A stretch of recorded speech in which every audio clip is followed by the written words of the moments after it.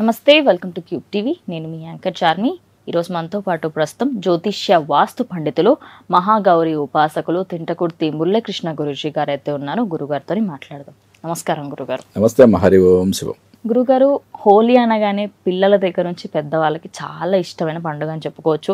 మరి మార్చి నెల వస్తుంది. మరి హోలికా దహన్ అంటారు, కామ దహనం అంటారు. అసలు ఈ హోలికా దహనం అంటే ఏమిటి? అసలు ఈ హోలీ విశిష్టత ఏమిటో మా ప్రేక్షకుల కోసం. ఫాల్గుణ పౌర్ణమి నాడు వచ్చేదే మనకి హోలీ పండుగ.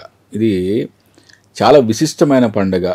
దీంట్లో మనకి పురాణాల్లో రకరకాల కథలు దీని మీద చెప్పబడినాయి. కృతయుగంలో హిరణ్యకశిపుడు చాలా మొత్తం ముల్లోకాలు జయించేసి నేనే దేవుణ్ణని ప్రకటించుకున్నాడు. ఆయన అందరూ కూడా, ప్రతి వాళ్ళు కూడా ఆయన్నే పూజించాలి అని చెప్పి ప్రకటించుకున్నాడు. బ్రహ్మదేవుని దగ్గర నుంచి కూడా ఆయనకి చావు లేకుండా వరం సంపాదించాడు. చావు లేకుండా అంటే మీన్స్ చాలా రిస్ట్రిక్షన్స్ పెట్టుకున్నాడు ఆయన. పాపం చాలా కండిషన్స్ పెట్టుకున్నాడు. ఆ కండిషన్స్ దాటే మన నరసింహావతారం పుట్టింది. అయితే మరి ఆయన కొడుకేమో విష్ణు భక్తుడు ప్రహ్లాదుడు మహావిష్ణు భక్తుడు అయ్యేప్పటికీ ఈయనకి విపరీతమైన కోపం వచ్చేసింది. చాలా కోపం వచ్చి ఆయనకి బాబుకి ప్రహ్లాదుడికి విషం పెట్టాడు. చావలా. ఓకే, సముద్రంలో పడేశాడు. చావలా. ఏనుగులతో తొక్కిచ్చాడు. చావలా. ఎన్ని చేసినా కానీ శిరఛేదనం చేయమన్నాడు, చనిపోవట్లేదు. ఏ చేసినా చనిపోవట్లేదు. తన చెల్లెలైన హోలికాని పిలిచాడు. హోలికాని పిలిచి, వీడిని తీసుకొని మంటల్లో దూకు, నీ యొక్క శక్తితో వీడి దహనం అయ్యే వరకు ఉండని చెప్పి ఆయన హోలికని ప్రేరేపిస్తాడు. హోలిక మరి తన మేనల్ని తీసుకొని చక్కగా మంటల్లో కూర్చుంటుంది. బట్ విష్ణు యొక్క అనుగ్రహం వల్ల ప్రహ్లాదుడికి ఎటువంటి ప్రాబ్లం కాదు, చక్కగా బయటకు వస్తాడు. కానీ ఈ హోలిక మాత్రం పూర్తిగా దహనం అయిపోద్ది. ఆమెకి వరం ఉంటుంది కదా, అగ్గి ఆమెను ఏం చెయ్యదు. మరి అదే కదా అక్కడ ట్విస్ట్ ఏంటంటే, భగవంతుడి అనుగ్రహంతో ప్రహ్లాదుడు బయటికి రాగలుగుతాడు, కానీ హోలిక మాత్రం దహించిపోద్ది. చెడు చేయాలనుకుంది కాబట్టి అక్కడ భాగవతోత్తముల్ని భగవంతుడు ఏ విధంగా రక్షిస్తాడు అనేది ఈ కథలో చాలా క్లియర్గా చెప్పారు. మళ్ళీ ఇట్లాగే మళ్ళీ మనకి దీనివల్లే మనం హోలికా దహనం అని చెప్పి చేసుకోవడం, హోలికా రాక్షసి చనిపోయింది అనే ఒక అద్భుతమైన పండుగలా చేసుకోవడం అనేది ప్రాచుర్యంలో. ఇది కాకుండా మరి శివపురాణంలో కూడా శివుడు సతీదేవి వియోగంతో చాలా కోపం చెందాడంట. విపరీతమైన వైరాగ్యంతో ఆయన యోగంలో ఉన్నాడు. తపస్సులో మునిగిపోయి ఉన్నాడు.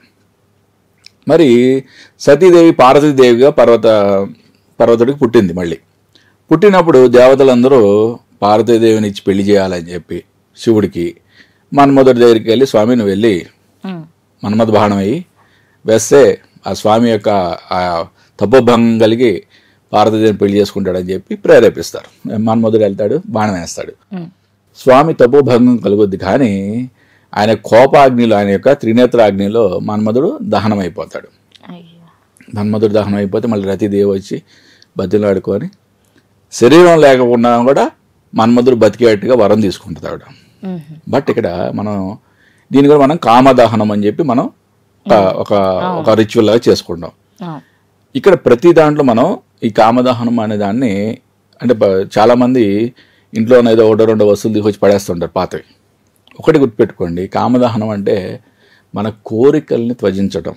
ఓకే, మనకి ఇప్పుడు ఏదైనా సరే భగవద్గీతలో కానీ ఏదైనా ఇతిహాసాల్లో చెప్పబడింది ఏంటి, మనకి దేని మీదైనా విపరీతమైన కోరుకుంటే అది క్రోధంగా మారుద్ది. ఓకే, మన యొక్క నాశనానికి మూలం ఏంటి? కామము. దేని మీదైనా కోరిక, పిచ్చి కోరిక ఉండటం వేరు, పిచ్చి కోరిక ఉండటం వేరు, ఆశ ఉండటం వేరు, అతి ఆశ ఉండటం వేరు. కాబట్టి ఏంటంటే ఇలాంటి కామాలు, పిచ్చి కామ్యాలన్నీ కూడా తీసి దహనం చేయాలి అని చెప్పి చెప్తారనమాట.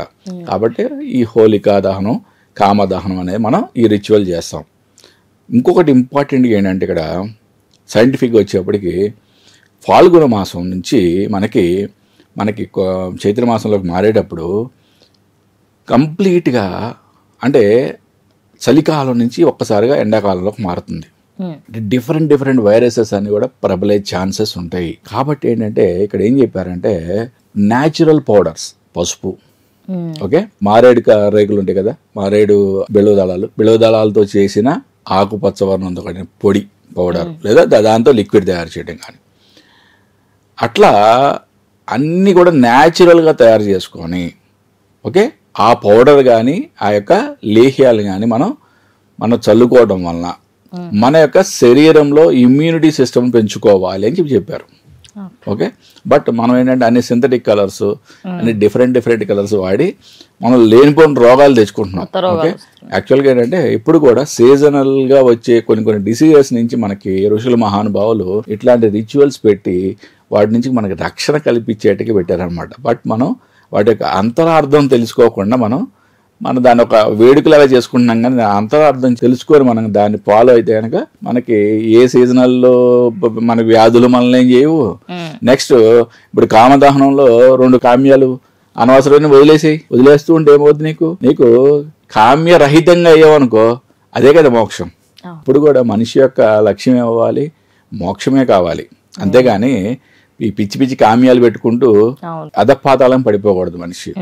వీటి యొక్క అర్థమే అది. అంటే మనిషి ఎప్పుడు కూడా ఊర్ధ్వంగా ప్రయాణం చేయాలి అని చెప్పడం జరిగింది అన్నమాట, దీని యొక్క ముఖ్య ఉద్దేశం. కాబట్టి ఈ హోలికాకి అద్భుతమైన చాలా మంచి ప్రశస్తమైన విశిష్టత ఉంది. దీన్ని ఆధ్యాత్మికంగాను, రెండోది సైంటిఫిక్గా కూడా, ఆరోగ్యపరంగా కూడా అద్భుతంగా జరుపుకోవాలి.